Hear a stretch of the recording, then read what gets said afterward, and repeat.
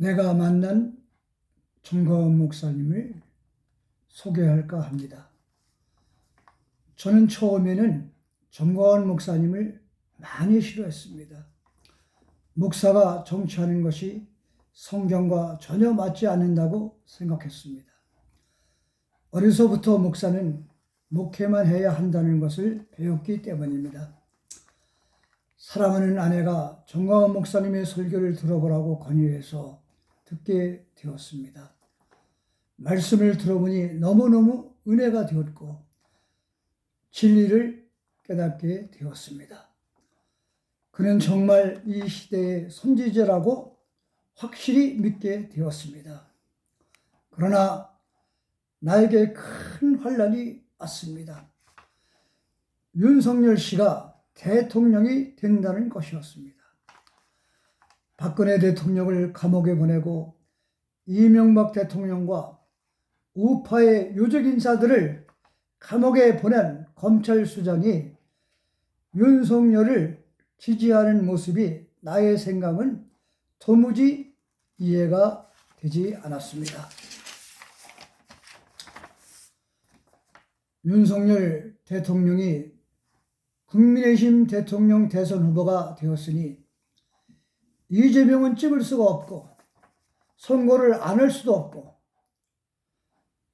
그러나 저는 평생 동안 모든 선거는 안 해본 적이 없습니다. 정가원 목사님께 순정한 마음으로 눈물을 흘리면서 찍었습니다. 문재인 대통령을 감옥에 보내라고 목이 터지라 외쳤지만 들은 척도 하지 않았습니다.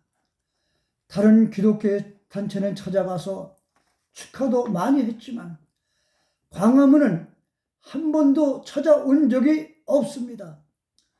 목숨을 걸고 지금까지 7년 동안 광화문에서 집회를 했지만 한 번도 손을 잡아준 적이 없었습니다.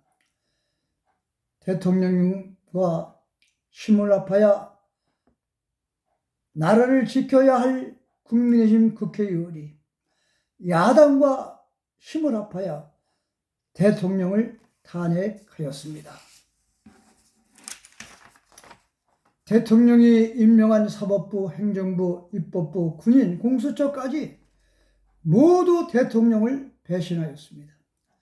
이제는 대한민국이 공산당이 되기 일보 직전에 와 있습니다. 희망이 전혀 없습니다. 야당은 모든 법을 무시하고 이재명을 살리는 법을 만들고 있습니다. 그러나 하나님은 대한민국을 불쌍히 여기사 정가원 목사님 선지자를 우리에게 선물로 주셨습니다. 오직 정가원 목사님은 세 가지 말만 하셨습니다.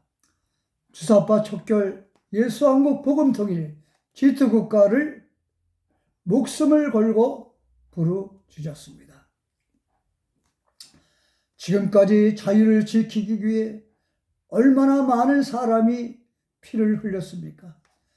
이제는 세계에서 경제, 군사 모든 것이 10위권 안에 드는 살기 좋은 나라가 아닙니까? 북한을 생각해 보십시오.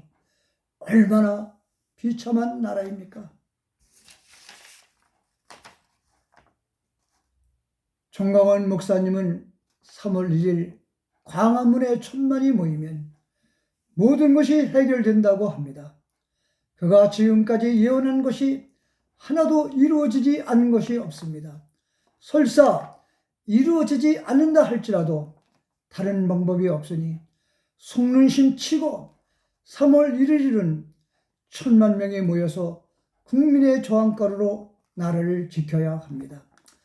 특별히 기독교인 1700만 성도님께 호소합니다. 일제시대 6.25 때 얼마나 많은 기독교인이 순교를 당했습니까?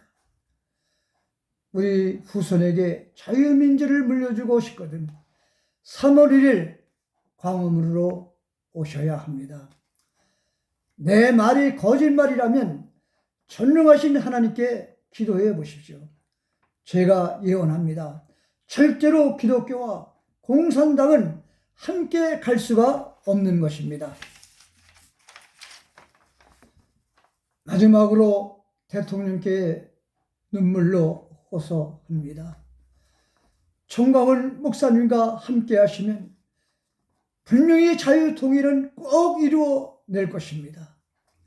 대통령님을 위해서 목숨을 버릴 사람이 몇 명이나 되겠나 생각해 보십시오.